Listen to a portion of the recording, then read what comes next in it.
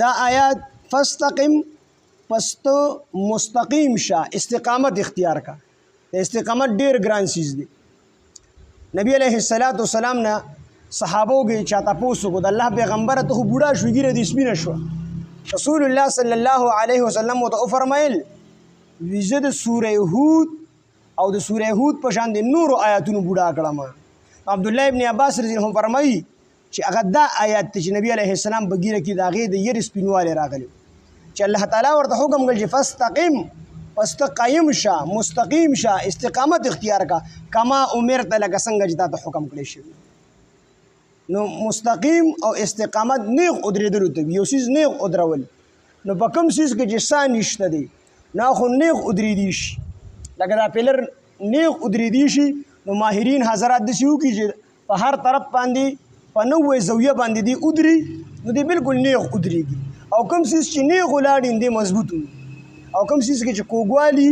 نو دی زر بیا ماتېږي دی خرابېږي وزره نو دا ستنې بالکل نیغ ادرولی شي. نو د هغه سیز چې په هغه کې سا نشته نو هغه سیز خو نیغ ادریدي شي خو چې کوم سا لرونکي سیز دی بالکل نیغ نشي ودرېدلی. انسان بالکل نیغ نشي ودرېدلی. خو دلته کې مطلب ته دا دی چې الله تعالی تا ته کوم احکامات درکړي د مضبوط ونیسه په دې باندې تر اخره پورې پاتې شي او د کوم ګناهونو نه چې منع کړي د هغې نه مستقل منع شه او اخره پورې به پاتې شه چې اخره پورې د هغې نه منع شي. دې ته چې کوم دی استقامت ویلی شي. او بزرګان وی چې دا استقامت د زرو د سلو کرامتونو نه بهتر دی. یو سړی داسې دی د الله تعالی په دین باندې مستقیم پاتې دی قایم او دایم دی د الله تعالی په دین باندې او د دنه چا یو کرامت نه دی لیدلی یو کرامت ته نه دی ظاهر شوی یو کرامت د دنه نه دی ظاهر شوی خو دې د الله تعالی په دین باندې مستقیم دی استقامت دی بګي نو دا سړی د هغه چا نه بهتر دی چې کرامتونه ظاهریږي خو استقامت پکې نشته دی. استقامت اوچت چیز دی. مولانا شبلی رحمه الله یو ورځ په لاره باندې روان دی ونې ورته आवाज وکړو یا شبلی کن مثلی وی ای شبلی زما په شان دی شه. شبلی رحمه الله ورته وکتل ورته وی وکیف مثلک څنګه ستا په شان دی شم. نو دا ونه ورته وی دشي زما په شان دی شه چې خلک ما په کانو باندې ولي او زه خلکو له میوه ورکوم هغې ما په ګټو ولي د ګټو په بدل کې ورته زه ګټې نه ورکوم د غونډو په بدل کې ورته زه غونډې نه ورکوم ما ته تکلیف را رسي خو زه ورله میوه ورکوم داسې شه.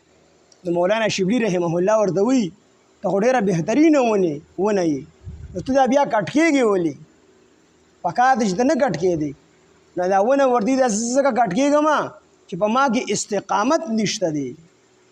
چې کله هوا راشي نو کله مې داسې وړي او کله مې را داسې راوړي. نو استقامت دا اوچت چیز دی چې په کوم انسان کې استقامت راغی نو دا د زرو کرامتونو نه بهتر دی. د ونې په شان د کار به نه کوو چې کوم ځای کې د شریعت خلاف ماحول نو هلته به د شریعت خلاف چلیږو او چې کوم ځای کې د شریعت ماحول نو هلته به د شریعت موافق چلیږو داسې به نه کوو.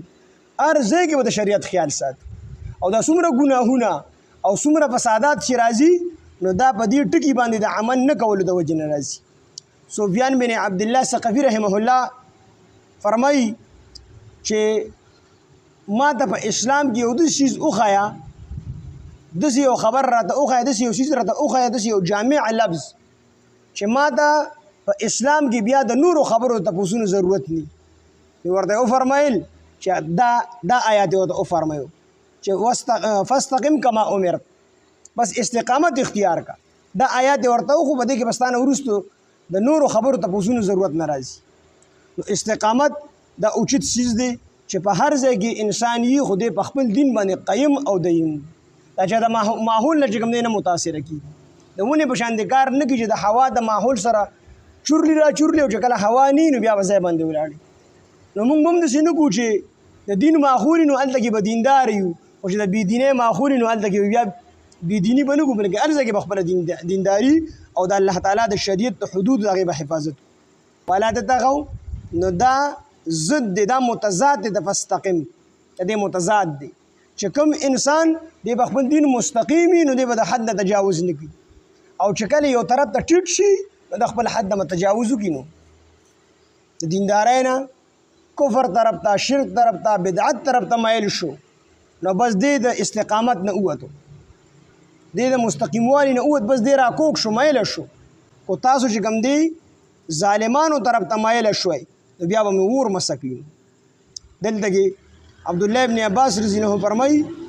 چې دلته کې ظالمان دي ظالمانو ته ادنا مایله کېدل د دې نه منع راغله چې ظالمانو ته بالکل نه مایله کېږي حضرت قتاده رحمه الله فرمایي چې د دې نه مراد دا دی چې د ظالمانو سره دوستی مساتئ ظالمانو سره دوستی مساتئ او ابو العالیه رحمه الله فرمایي چې د دې نه مراد دا دی چې د ظالمانو اعمال او افعال هغه مخ وخوئ چې ظالمان خلق ته کافران دي کوم اعمال کوي کم کارونه کوي نو هغه کارونه ته د خوښې په نظر باندې مو ګورئ او خوښوئ مو او حضرت صدی رحمه الله فرمایي چې د ظالمانو کوم بد عملونه دي نو په هغې باندې چپ پاتې کېدل یا د رضا اظهار کول نو نه به چپ پاتې کېږي بلکې د هغې رد به کوي چې دا ظالمان غلط کار کوي نو چپ به پې هم نه پاتې کېږي د رضا اظهار به پې هم نه کوي جو سړی په یو غلط کار باندې چپ پاتې شي چپو نو دا دلیل د او دی دا داسې ده لکه دی چې په دې کار باندې رسوي او دغه رنګې اکرمه رحمت الله علیه فرمایي چې د دې نه مراد دا دی چې ظالمانو په صحبت کې مه کښېنئ کم ظالم خلک چې دی د دې په صحبت کې مه کښېنئ قاضي بیضاوي رحمه الله په تفسیر بیضاوي کې وایي چې د دې نه مراد دا دی چې د کافرانو ظالمانو شکل او صورت مه جوړوئ یعنی خپل شکل او خپل صورت او خپل رهن سهن خپل طور طریقې د کافرانو په شان مه کوئ ځکه چې کم سړی چې کم دی د چا په شان د خپل ځان جوړي من تشبه بقوم فهو من چا چې د چا په شان د ځان جوړ کو نو د هغه په شان به کېږي سره په ورځ د قیامت چې کوم دی پاسي نو تفسیر قرطبي رحمه الله فرمایي چې دې نه معلومیږي چې د اهل بدعت او د اهل کفر د صحبت نه د اجتناب چې کوم دی دا واجب دی چې کم کافران دي کم ظالمان خلق دي دې صحبت ته به نه ځي هو که ضروري کار دی پېښ شو جدا خبره ده خو بلا ضرورت نه د هغې صحبت ته به نه ځي نو وایي چې کله د عطار سره کښېنې عطر خرڅونکي سره نو دا خو تاله عطر ونه مږي که نه یا دې ته عطر وانخلي نو خوشبويي خو به در باندې ولګي که او چې کله یو سړی د بټۍ والا سره کښېني نو که جامې در هغه بټیار ونه سوځي سکاروټه در وانه لوځي بسر کې در وانه لوځي نو د هغې هغه بدبوی خو چېرته تللی نه ده